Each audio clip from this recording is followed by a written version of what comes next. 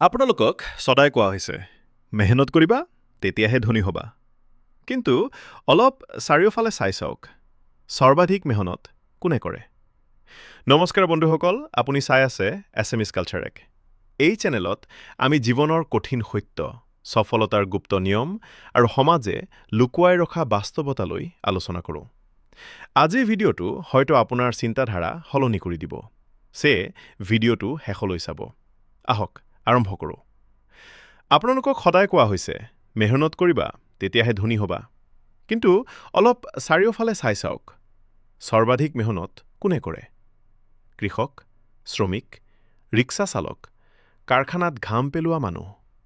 তেওঁলোকে পুৱাৰ পৰা সন্ধিয়া পৰ্যন্ত হাড় ভাঙি কাম কৰে কিন্তু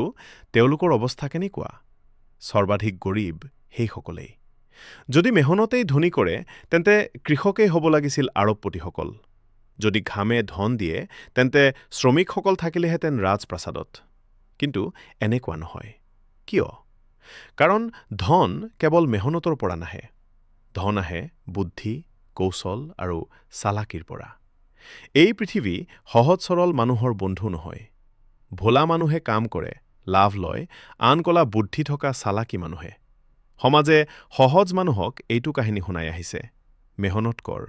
সততাৰ সৈতে কাম কৰ ফল পাবা কিন্তু সেই ফল কোনে পালে আপুনি নহয় ফল সদায় সেইজনৰ হাতত পৰে যিজন চালাক মেহনত কৰে গৰীবে ধনী হয় বুদ্ধি খটুৱাজন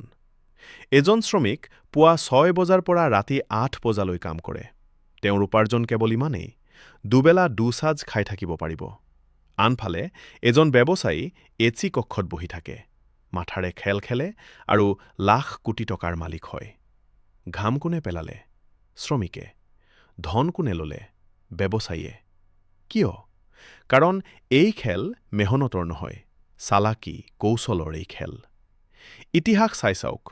সৈন্যই ৰক্ত দিছিল ৰজাই সিংহাসন লৈছিল আজিও নিয়ম সলনি হোৱা নাই আপুনি চাকৰি কৰিছে দিন ৰাতি কাম কৰিছে কিন্তু লাভ কোনে লয় মালিকে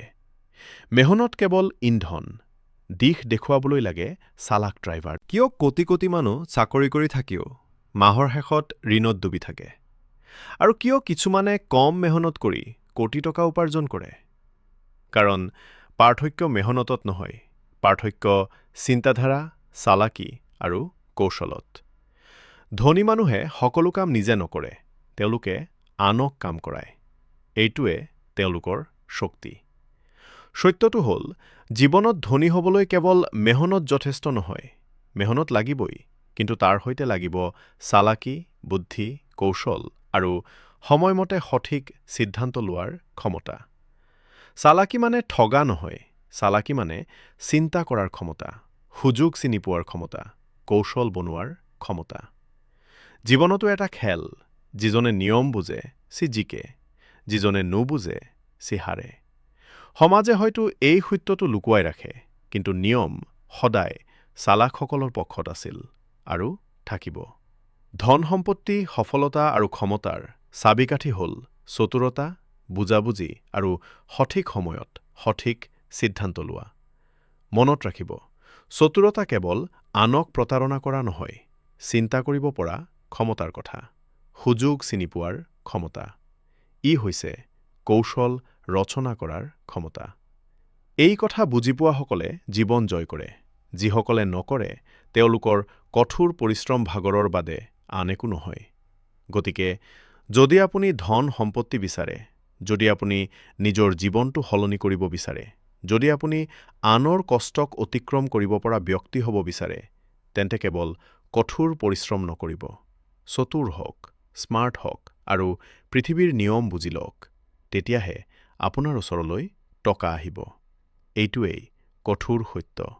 এইটোৱেই হৈছে সমাজে লুকুৱাই ৰখা বাস্তৱ কঠোৰ পৰিশ্ৰমে কেৱল ক্লান্তিহে আনে ধূৰ্ততাই ধন সম্পত্তি সন্মান আৰু ক্ষমতা আনে এয়াই জীৱনৰ নিয়ম আৰু এই আইনখনে সদায় ধূৰ্তসকলক অনুকূল কৰি আহিছে আৰু সদায় তেনেকুৱাই কৰিব আপুনি বুজিব লাগিব যে প্ৰতিটো ধন ঘটাৰ ব্যৱসায় প্ৰতিটো চাকৰি প্ৰতিটো সম্পৰ্ক এটা ধূৰ্ততাৰ খেল এই কথা বুজি পোৱাসকলেহে ধনী হয়। বুজি নোপোৱাসকল কাহিনীৰ অংশ হৈ পৰে। মনত ৰাখিব, কেৱল মেহনত কৰিলে আপুনি কেৱল ভাগৰি পৰিব। মেহনত প্লাছ বুদ্ধি প্লাছ কৌশল সমান সফলতা।